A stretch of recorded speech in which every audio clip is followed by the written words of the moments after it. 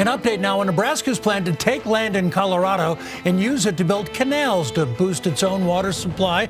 Well, Colorado promising a legal fight before we see bulldozers rumbling over the border. Our Dylan Thomas reviewed documents nearly 100 years old that set the stage for this modern water war. At the center of it is a 100-year-old compact that the Nebraska governor says allows them to build a canal right through Colorado. It's an announcement CBS 4's Karen Morfitt learned has caught Colorado leaders by surprise. In a statement to CBS 4, Governor Polis's office called this a political stunt, saying Nebraska may be wasting taxpayer dollars at the expense of local farmers here in Colorado. And in the end, they may not even end up with the water that they're wanting.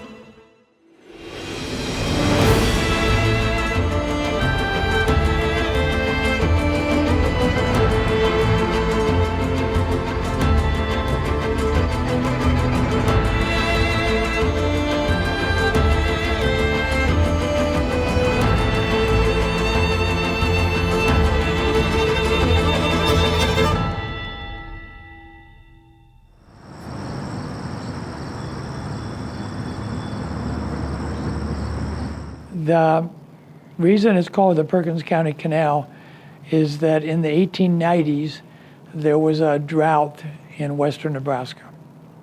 And farmers in western Nebraska was seeing their crops, seeing their grassland dry up. And there was a group of farmers in northern Perkins County who came into the South Platte River basin and started digging by hand, and I'm sure it was with horses and horse-type equipment, started digging the Perkins County Canal. And that's where the term Perkins County came from. That effort, after a few weeks, stopped because the group of farmers was not able to secure the money that they needed to complete the canal. So nothing happened until there was discussion in the early 1900s of developing the South Platte River Compact. So the Perkins County Canal project is a project that relates back to a compact we signed with Colorado and that was approved by Congress back in 1923. So it was signed by both the Nebraska legislature and the Colorado legislature, and then got congressional approval that wrapped up in 1923.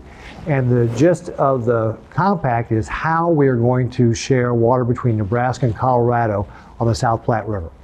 It calls for 120 cubic feet a second of water flow to Nebraska from April 1st to October 15th, and then from October 16th through March, 500 cubic feet a second of water, if and only if we build a canal and reservoir system. And so that's what the Perkins County Canal project is about, is building that canal and reservoir system from Colorado and from the South Platte River in Colorado to a reservoir system in Nebraska. So that's what the Perkins County Canal is broadly about, building that canal to a reservoir system in Nebraska. Some of the area ranchers joked about that I could water my pastures off of this because I had water rights and stuff, or just kind of a joke that, was there. I did hear from some old timers that it was a canal from a long time ago that was going to feed all the way over towards like Perkins County, up towards Grant, and possibly even dump into a different waterway down by Imperial, Nebraska. Different crazy ideas that it was doing, but you can see that it was worked on, but it wasn't finished on all of my property. So I have both sides of the interchange out here in both of my pastures that it goes through. You could definitely see that it was worked on in certain spots, and then it stopped in certain spots. And so it was obvious it wasn't complete, is what it looked like to me. So within that compact, and the compact itself is actually very approachable. It's only about a 7-page document. Apparently, 100 years ago, attorneys didn't get paid by the hour, so they didn't make it overly long. It's really easy to read. And in Article 6, it lays out that we get so much water in the irrigation season versus non-irrigation season. And it's in Article 6 where you find that it lays out we get the 500 cubic feet a second as Nebraska from the South Platte River if we build a canal system from the South Platte River to a reservoir system in Nebraska. So Article 6 is a very important part of that compact because it lays out not only what we get in the irrigation season, that April to October timeframe, but what we have to do to require Colorado to deliver us water in the non-irrigation season, or the winter time, if you want to think about that October 16th through March timeframe. Until Nebraska builds the Perkins County Canal, there is no provision that Colorado has to follow in the winter. It's only if the Perkins County Canal is built. Perkins County Canal is built, then Colorado has to provide up to 500 CFS for that canal during that 5.5 month period. That's about 175,000 acre feet. When the Perkins County Canal is built, there will be reservoirs built in southern Keith County to receive that water. And then that water will be stored in those reservoirs and released in the summer months through the state of Nebraska when that water is needed for well fields, for surface irrigation, for habitat.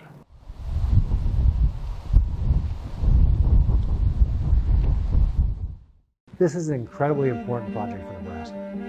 Colorado has designs to take this water. They're not being secretive about it. They're very upfront about it.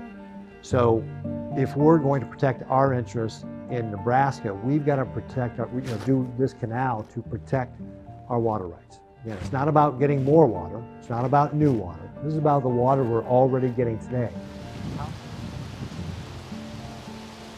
So the benefit of the water that's coming into Nebraska from the South Platte River benefits the entire state of Nebraska for the entire length. But the benefit for the Twin Platte NRD is going to be related to our integrated management plan and help us to protect groundwater irrigation and to help us keep groundwater irrigators out of regulations that would severely impact their ability to operate as irrigated farmers. Yeah, absolutely. So the benefit of this canal is that we'll actually be able to go to Colorado and hold them accountable for delivering water in the non-irrigation season. That, October 16th through March timeframe, that we will be able to bring that water into our state, store it in a reservoir system, and make sure Colorado is actually delivering that 500 cubic feet a second. Additional benefits will come from, once we've got that water here, we can manage the timing of the release of that water. So for example, if we do have drought years like we have had this year, we'll be able to release more water into that system to be able to make sure that it can meet the needs of communities up and down the Platte, is available for agriculture, power generation, and for wildlife. Those are the four primary reasons we need to have the water. And we'll actually be able to better manage that water once we have a reservoir system to be able to store it when we have excess flows, perhaps in the winter, and then be able to release it when we are short of water, like in drought years. It's anticipated there could be 2 reservoirs built in southern Keith County to store that water in the winter, to make that available to release to the South Platte River in the summer. And so those reservoirs, they could be 2 reservoirs of 80,000 acre feet each. It could be 2 reservoirs that are each 4 times bigger than Lake Maloney. All right, so this is our diversion structure for the North Sterling Reservoir off the South Platte River near Hill Rose, Colorado. And this is a lot like what the Perkins County Canal would be. Same size, same distance, and it would be a structure similar to this, trying to run water in the wintertime. We'd like to have 500 CFS, but with the ice situation, you can break a ditch out pretty quickly if you're not watching it very carefully. So we're watching it all every day. We have ditch riders that ride the ditch to make sure that we don't have any problems. And in the wintertime, it takes an extra amount of oversight to make sure that we're not going to hurt anything along our system, and with that we can continue to fill the reservoir. The legislature gave us authority for $53.5 million. Part of that money will be used to hire a design firm who will start going through and figuring out what the best path for that canal will be. It's also going to allow us to get options on land so that we can start securing the land to be able to build the canal. And that will probably keep us good for the next 2 years or so.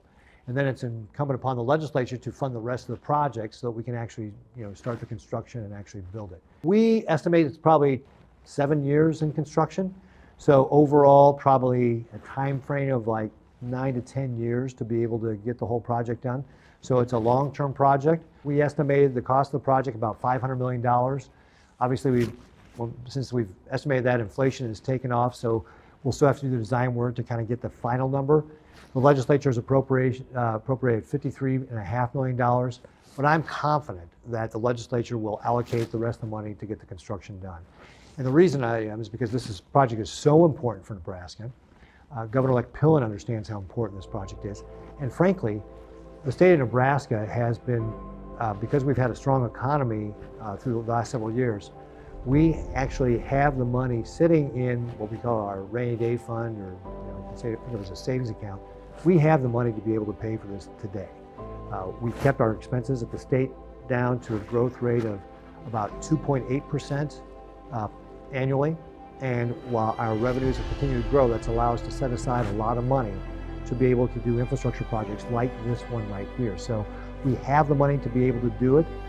The legislature needs to go through its process, but I'll certainly be strongly encouraging the legislature to allocate that money, earmark that money, so that we can do the construction on this project as well as the design.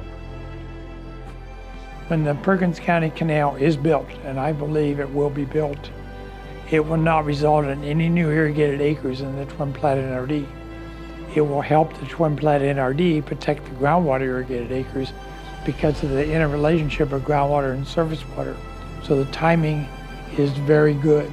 This canal project is incredibly important. It's important for our communities up and down the Platte River, including Lincoln and Omaha.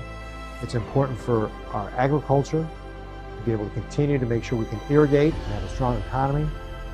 It's important for power generation to cool, for example, Gerald Gentleman power plant, which provides a tremendous amount of electricity in our state. Water from the South Platte River is very important to NPBD as it provides cooling water for Gerald Gentleman's station and allows us to produce hydropower at the North Platte Hydro. Without that source of water, we would have to rely solely on North Platte River water for cooling and hydropower production. Having that second source gives us the flexibility to store water in the Lake McConaughey so that we have drought protection during long droughts. And it's also important for our obligations to protect the wildlife along the Platte River as well. So this is incredibly important from a number of different aspects. And that's why the legislature really needs to work to fully fund the construction and set that money aside so we can make sure that this project gets built and that we can protect our water.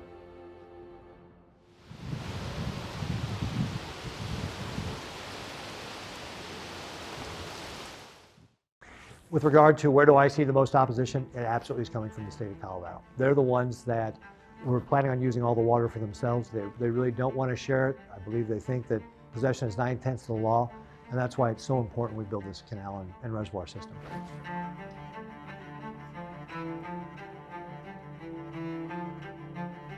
The impact to Colorado farmers and ranchers is that they will not have future water that they may be planning on using.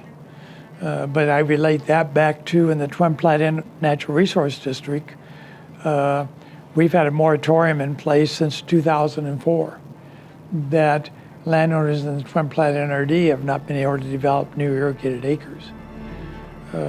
So it won't be any different impact of those farmers than what the farmers in Nebraska are facing.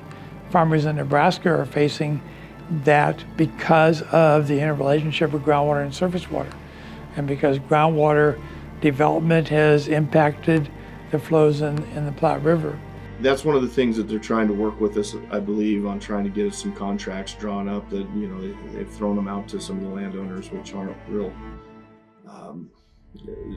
they're not real friendly to the landowner as far as I'm concerned. Or there's no verbiage about how it's gonna, you know, chop our land up and stuff. So I have a pasture, for example, and it cuts it right in half. So how are my cattle gonna get from water to where they need to be? Are we gonna have land bridges? What kind of access am I gonna have? Obviously, it's gonna leave a scar through the middle of it, which again, I'm not as worried about it. If that's what it takes to get Colorado and Nebraska, what is right is what is right. And I wanna make sure that if that's what they need to do and it goes through there, that's fine. But I have some parts of that, if they have to go back in on, from what Colorado's saying, they need to go back in on the same footprint as what they used before, it's going to really chop up a lot of my pasture, a lot of my access. And so I'm going to have areas that might have 20 acres that it cuts into. How am I going to get cattle on that side, or is that just dead land now and useless to me? So, and I'm not the only one that way. I mean, to make sure it goes through. And what it's really doing to us right now is, for example, I had a hotel take a look at one of my properties right next to a welcome center out here, and you can see that it scares people a little bit that this canal actually goes right where this was going to plop down. So the Welcome Center of Colorado, it would go right through the front doors of that. So I have the property right next to that Welcome Center, which is right by the interchange.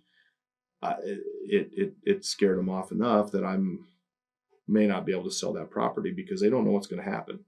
So if the Perkins County was built, it would affect our farmers down on the lower end of the river for their well augmentation sources.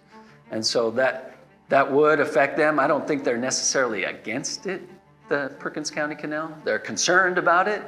And to tell you the truth, you know, a lot of times we get a lot of recharge during snowmelt time. Well, the compact with Nebraska has two components. It has October 15th to April 1st, which is the winter time. That's when the Article 6 can come into effect.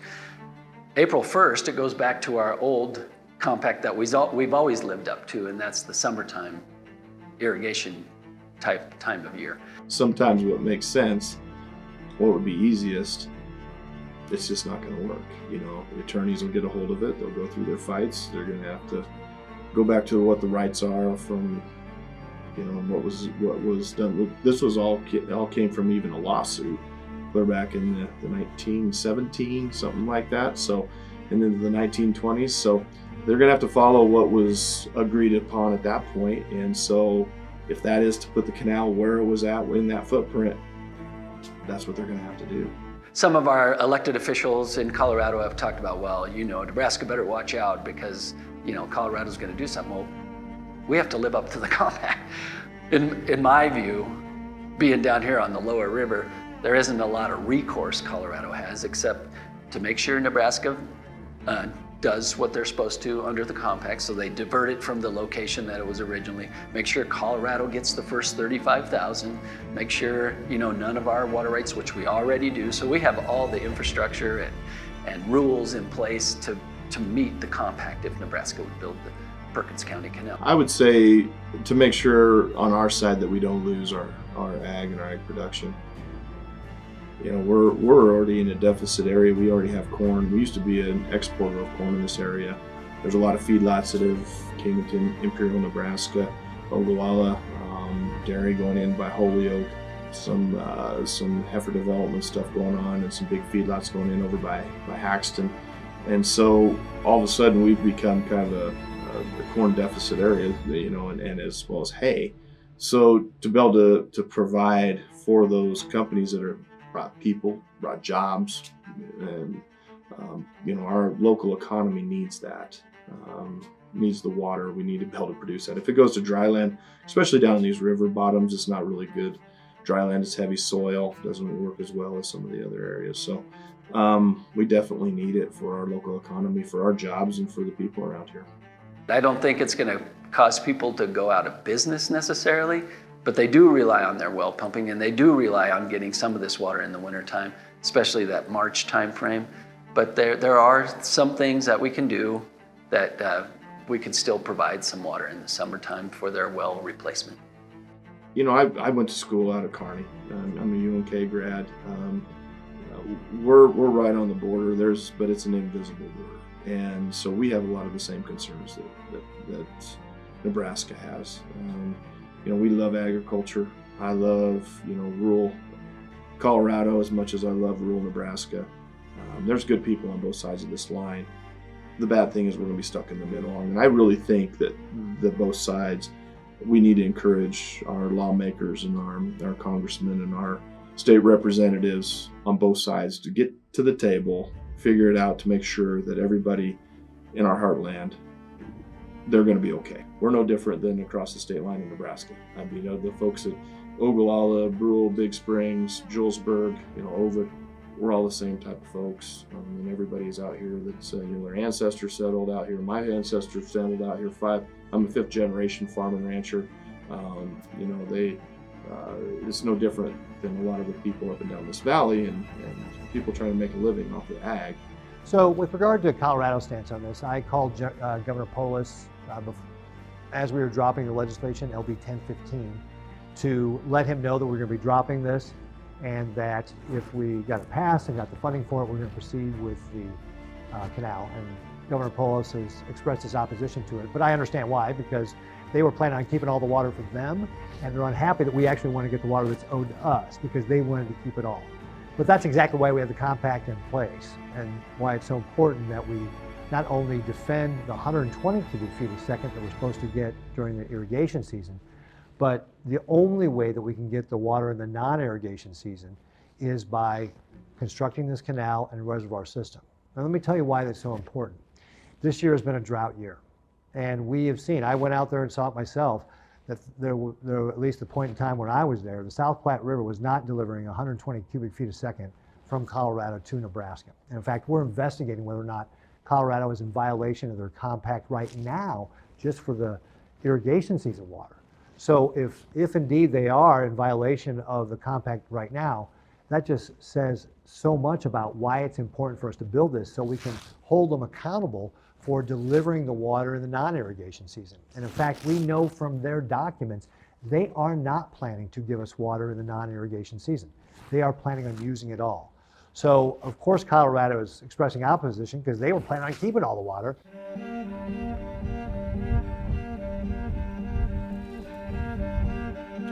The water for the South Platte River comes mainly from snowpack and rain. We are in the midst of a multi-year drought right now, so the flows in the South Platte River have really dropped off the last few years because of this drought. So with this water pact nearing 100 years old, why is now the right time to enact it? Because the South Platte River is almost to the tipping point where it's going to become a dry river. The development in the Front Range of Colorado is using more and more water. And the development of the Front Range in Colorado, a lot of the development has been water that's been trans-mountain diverted from the western slope, from the Colorado River Basin. But the Colorado River Basin is also reaching a point where they don't have excess water. And the growth along the Front Range of Colorado is not abating. It's not slowing down. And so it is very important that Nebraska protect the water in the South Platte River. And the only opportunity Nebraska has to protect that water is the South Platte River Compact. Well, one of the things we've been monitoring in Colorado is their water use.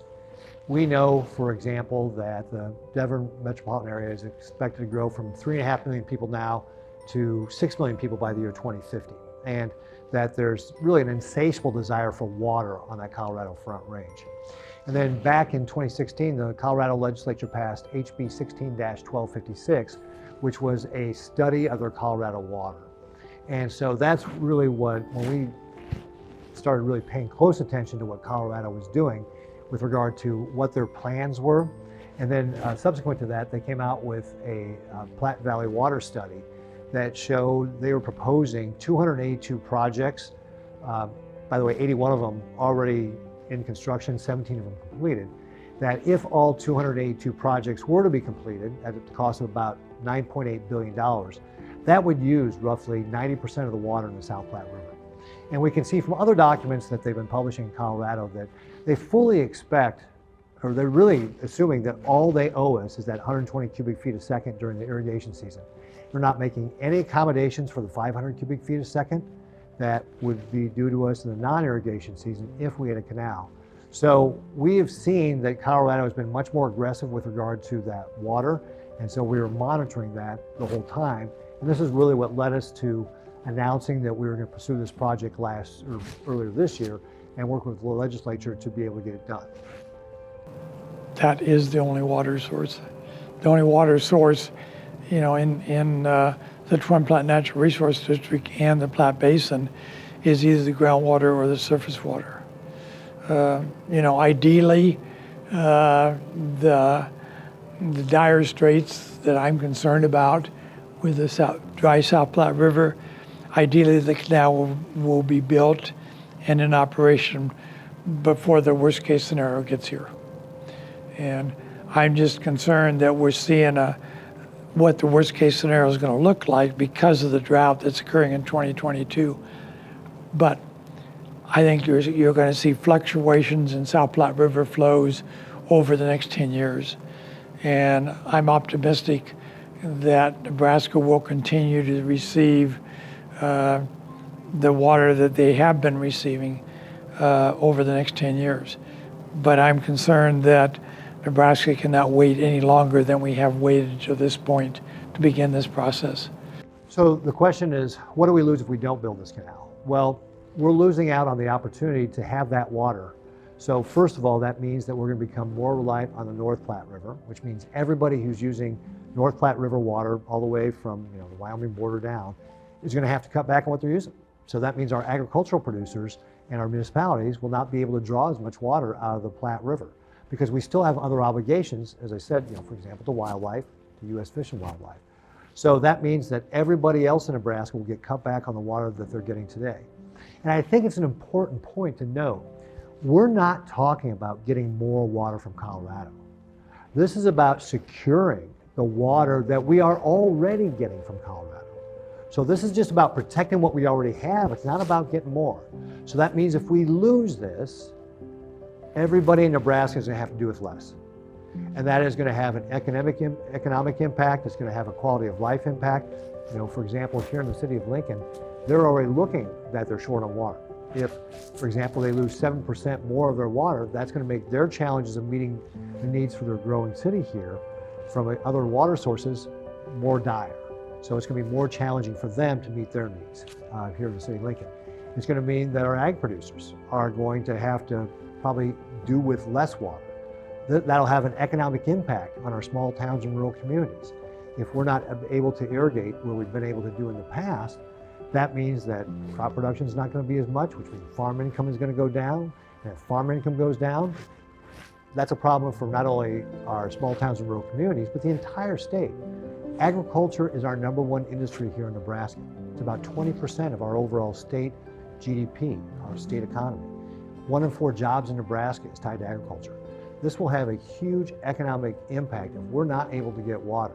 And that's going to impact our state's largest industry, which means overall here in the state of Nebraska, people's incomes will go down, the economy won't grow as fast, we won't create as many jobs. State revenues won't be as robust, which means we won't be able to invest in important projects or providing services. I mean, it has a whole domino chain effect if we're not able to get this water. It is vitally important that we are able to protect the water we're already getting here today.